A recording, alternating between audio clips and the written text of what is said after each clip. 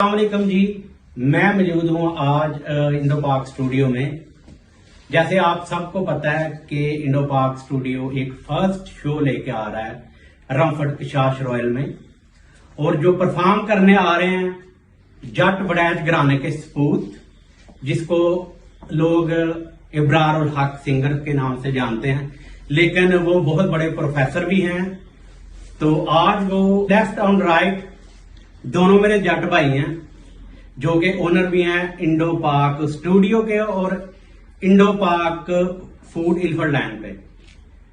तो 30 नवंबर को शो होने जा रहा है इंडो पाक स्टूडियो के ज़ेरे इख्तिमाम रमफर्ड ईस्ट लंदन में, जहां पे आपको इब्रार और आपकी इंटरटेनमेंट के अलावा 3 कोर्स मील खाना भी मिलेगा।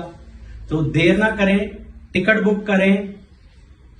इंडो पाक स्टूडियो के ऑफिस में भी आके टिकट बाय कर सकते हैं और इंडो पाक फूड स्टोर पे भी आके टिकट बाय कर सकते हैं, और इसके साथ ऑनलाइन इवन ब्राइड पे भी आप टिकट बुक कर सकते हैं।